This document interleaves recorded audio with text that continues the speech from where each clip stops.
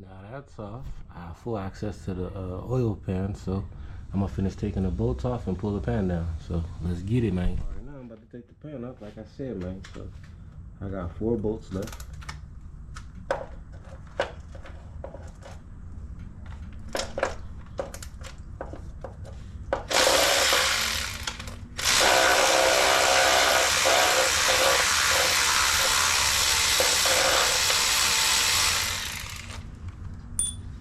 One.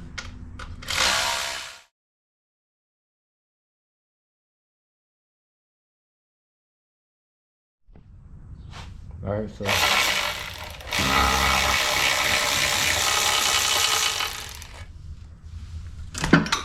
see what's up with this oil pan. Okay.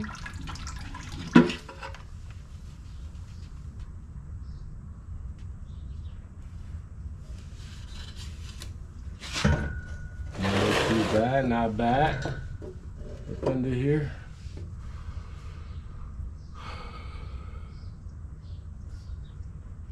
So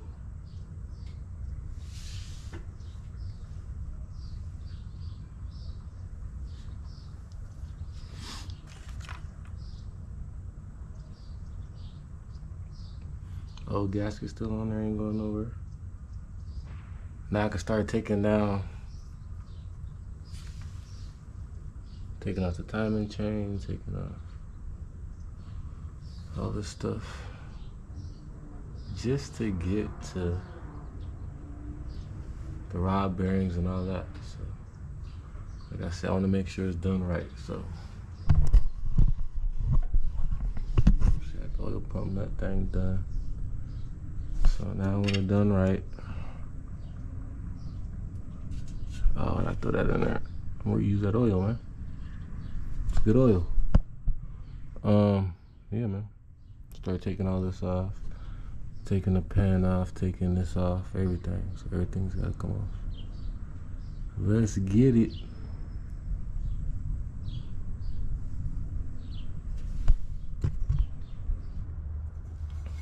Now see the setup?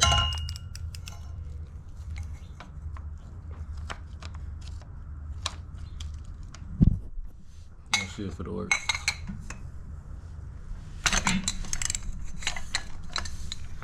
Did it work? No, it didn't work. Let's see.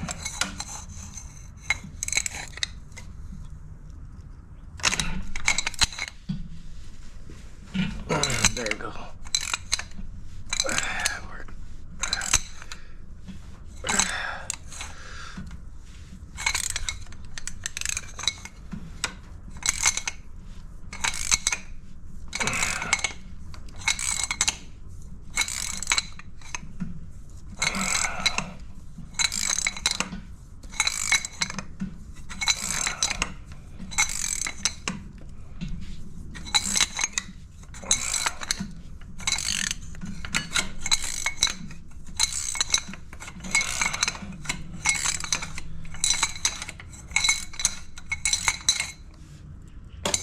Got it.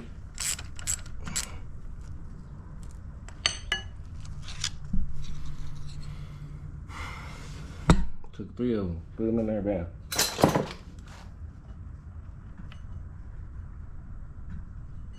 Remember, that comes off counterclockwise. I'm just gonna get a zip tie and then we'll be good. All right, so I got the oil pump off. Now it's just these tins for that. Take that off and then bam. Gonna have full access to the rod and I can move it back and forth. Put some wood in the center, take off the middle. And get this crack-a-lacking, dog. So let's get it. All right, so now I'm about to attempt to get the Jesus bolt off. So I have my wood set in place right there. Got my gun. I wonder if it's gonna work. What y'all think? See, I got the wood center right there. Next on the block.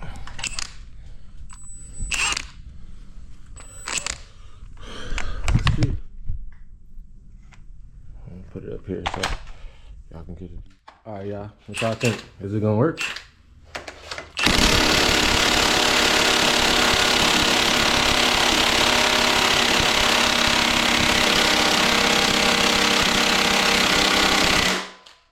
Damn, it didn't work.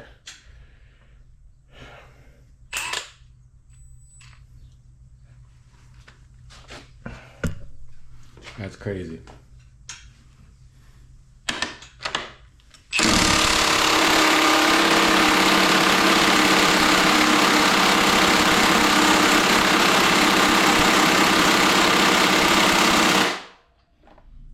All right, so I've been charging my drill and zapping, charging my drill and zapping. I've seen it starting to move.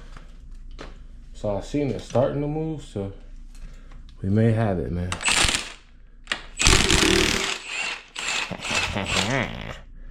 Yeah. So that's what I'm talking about, man. Jesus boat is out. It's crazy, man. All that to get that out.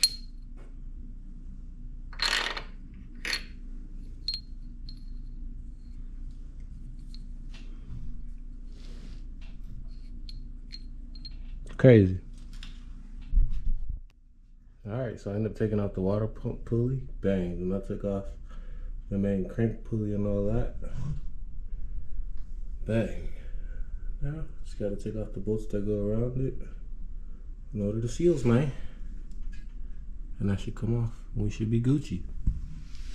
So now y'all know. Put a piece of wood right there, right? Big old piece of wood, big block thing. Put you in Milwaukee, have it fully charged up, keep zapping. Charge it up again, keep zapping. Charge it up again, keep zapping. It's gonna come out. So yeah, man, got that done. So then next I'm gonna go do all the bolts around it. We're gonna pull it out and then we're gonna change the timing cover. Yeah, man. And the guides and all that. So, yeah, man. All right. So now we about to get this timing case cover off.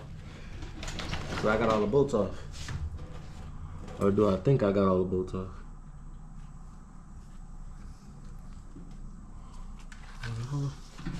I got all the bolts off. It's on there though. She on there, man. I see it coming off a little bit on the side. I'm about to give me a little flathead and start prying it. Alright, I start prying it. It's coming a little bit. Still stuck on that little dial.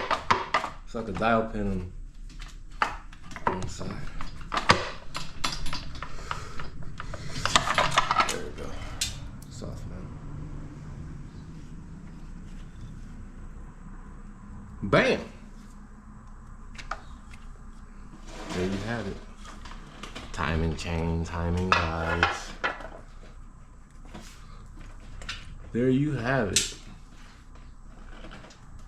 So now it's time to get that replaced, man. So replace the timing guides. We're gonna, I might replace the chain, I don't know, man. Thinking about it. We'll see the difference between this one and the new one.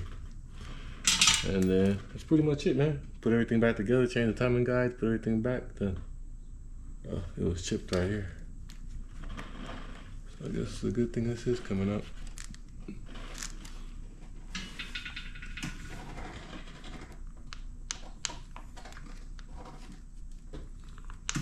All right, y'all, about to get to it. All right, so I decided to take the head off real quick, you feel me? And make my own engine stand, like I said, you feel me?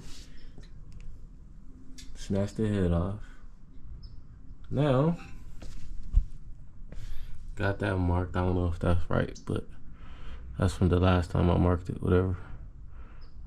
I'm gonna change that with OEM and change this guide. So what I did, right here, you gotta lube them up, make sure they solid, you know what I'm saying? So you start the car, you don't have no issues. Which way does it go? Like that. It go like that. It go like that. Cause it goes like that. So you get into place. So you just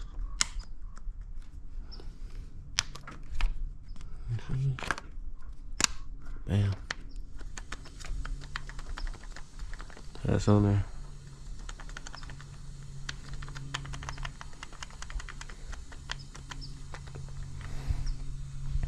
That's on there and lubricated. That's why I took the head off, because when you do that with the head on, I don't even know how people get it on. Some people get it on. Oh, I guess they take they take the screws off. So you can take the screws off and then just unscrew it and then take it out like that and put it back and then screw it. But I ain't got time for that. Took that off, did that. And then now I change this guy with the OEM. This is like a cheap eBay one, and I don't want to run that one, man. We going over here. So Febby, and that's Febby too. So yeah, man. Let's get it. Alright, so I installed the new tensioner. Make sure you lube it up, both sides, make sure everything's straight, you know what I'm saying? And now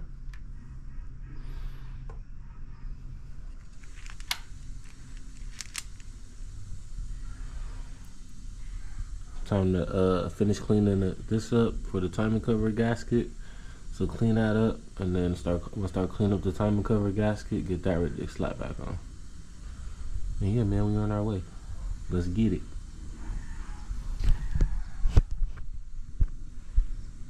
What's up, y'all? I'm back at it. Excuse me. I'm back at it, and man, I've been down for a minute, man. Your boy messed up his knee, man, and it's all bad, you know what I'm saying? But anyway, I'm back. You know what I'm saying? I got to keep going. Your boy got to keep pushing, man. We can't let nothing stop us. You feel me? So, about to go through this torque sequence, tighten everything down, get it right, and yeah, man, finish this head up so we can do other things. So, I think the first pass is 25 pounds. Let me double check. Yeah, first pass is 25 pounds, then the second pass is 50 pounds, and the third pass is 75. So we're gonna go through all three and get it crack-a-lackin', man. So let's get it. All right, so I finished the first pass, 25 foot-pounds. And then see, I marked it. So that's the first pass. Every bolt at the end should have three dots. That way I know I did all three passes. So then that's the first pass. Now we're about to go 50 foot-pounds. Let's get it.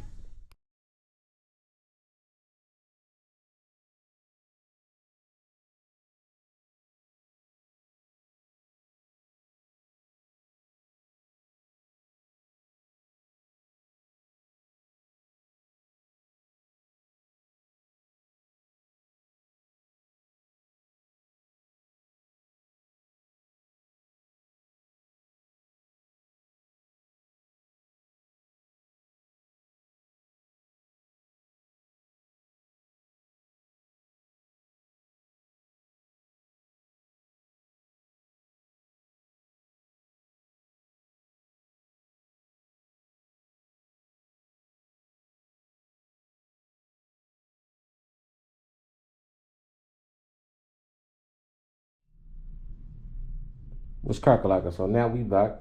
I did the third pass, 75 foot-pounds of torque. See, all of them got 3 now. So we're good. We did all 3 passes. I'm gonna go back later on and do it all over again in case it comes loose.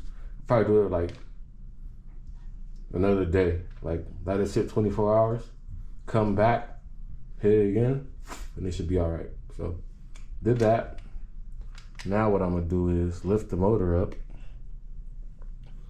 and probably change one of the rod bearings right now, and then yeah,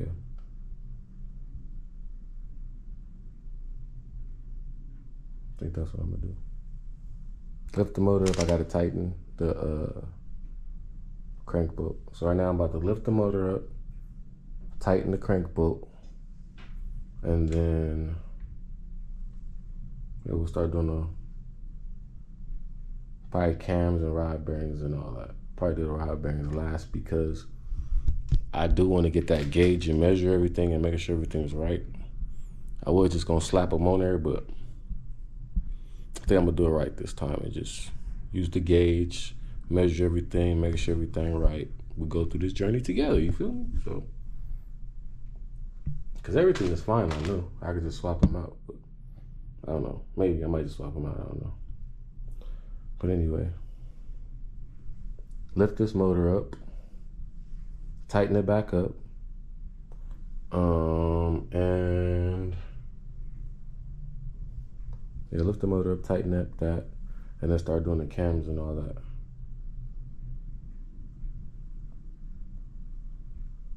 Yeah, man. Let's get it. Yeah, man. Then I proceeded to do the rod bearing. I said, why not? I used the OEM rod bolts and OEM rod bearings. And yeah, man. Figured I might as well because not only S54 and the V8 are known for rod bearing failures. S52, M50, all of them over time, especially all these high mileage motors y'all be seeing out there. Trust me, you start pulling rod bearings, you're gonna see some scratches, you're gonna see something. So I always take precaution and always replace the rod bearings when I'm doing the motors, especially when I got the oil pan out. If you have the oil pan out, it's like mandatory. Just do the rod bearings while it's out. Save yourself a headache, bro. And then I got them all out, all numbered and labeled. And yeah, man, some of them were pretty scored up. Like I said, man, look at that. You wouldn't even think that was S52 with only 140,000 miles. But like, yeah, man, you see wear on them. Like I said, so no matter what BMW motor you got, if you drop that oil pan, man, replace the rod bearings. They're like $30. Rod bolts probably run you like $7 a bolt, which probably be the most expensive thing. You probably spend like 150, 180 on bolts and $30 on the rod bearings. But you have a peace of mind and you be straight.